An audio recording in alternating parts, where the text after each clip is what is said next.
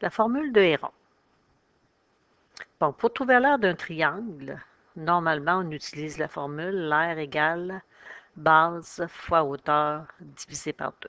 Donc, dans n'importe quel triangle, vous avez 3 sommets, donc vous avez 3 bases et 3 hauteurs possibles. Pour déterminer quel côté est la base, quel côté est la hauteur, bien, il vous faut un segment qui part d'un sommet et qui arrive avec un angle de 90 degrés sur son côté opposé. Donc, à ce moment-là, on dirait bien, le segment qui part du sommet et qui arrive sur le côté opposé avec un angle de 90 degrés, c'est votre hauteur.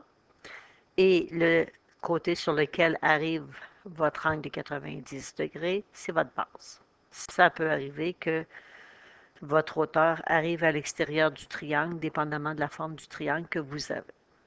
Mais si nous n'avons pas ces informations, si nous n'avons pas de côté d'un segment perpendiculaire à un côté du triangle, si on connaît la mesure des 3 côtés de ce triangle, on va pouvoir quand même calculer son aire en utilisant la formule de Héron. Donc, ce qui est important, c'est d'identifier les côtés du triangle par les lettres A, B, C. Normalement, en face de A, c'est petit a, en face de B, petit b, en face de C, petit c, mais dans votre formule, peu importe où vous placez vos lettres A, B, C, ça ne changera rien pour le résultat.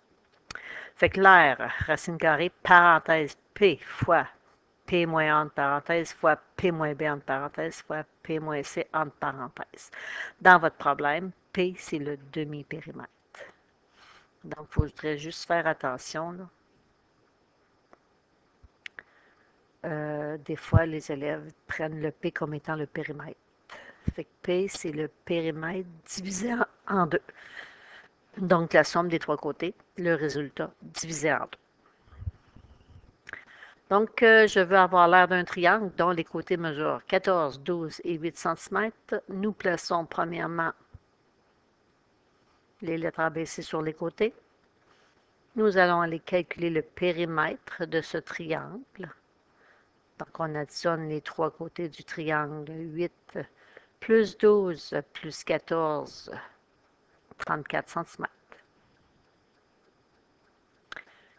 Le P de la formule de Héron, c'est le demi-périmètre. Donc, c'est le périmètre divisé en 2.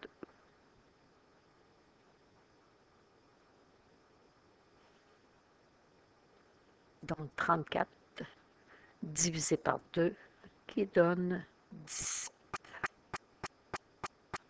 Maintenant, si on veut l'aire, par racine carrée, parenthèse, P fois P moins A entre parenthèses, fois P moins B entre parenthèses, fois P moins C entre parenthèses.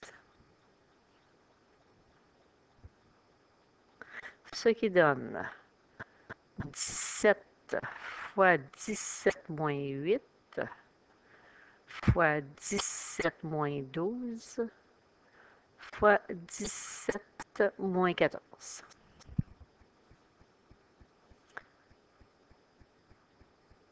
Là, vous avez plusieurs choix pour le calcul. Vous pouvez prendre votre calculatrice et rentrer tel quel.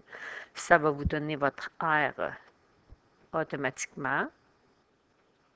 Ou encore, aller faire le calcul intermédiaire. Moi, je préfère le calcul en une seule étape. Fait que si on aurait 17 fois 17 moins 8 qui donne 9, fois 17 moins 12 qui donne 5, fois 17 moins 14 qui donne 3, on pourrait faire le calcul à l'intérieur et ensuite la racine carrée. Ou tout simplement, on part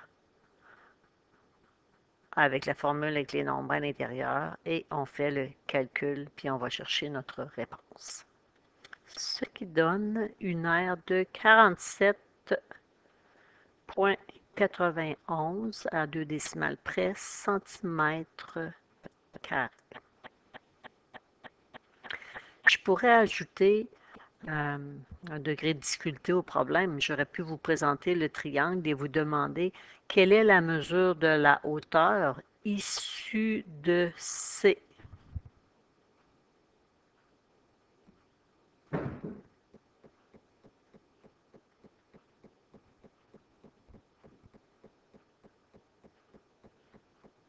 Bien, étant donné qu'on vient de calculer l'aire du triangle, et en plus qu'on sait que la hauteur fois la base, donc base fois hauteur divisé par 2, ça me donne l'aire. Bon, on pourrait tout simplement utiliser notre formule de l'aire du triangle. On connaît l'aire 47,91. La base, je vous ai dit que la hauteur est perpendiculaire à la base, fait que c'est le côté ici qui mesure 14. On cherche notre hauteur divisé par 2, fait que ce qui restera à faire, isoler. Donc, on pourrait faire fois 2 de chaque côté, qui nous donne 95,82 égale 14 fois la hauteur. Et là, on va aller diviser par 14.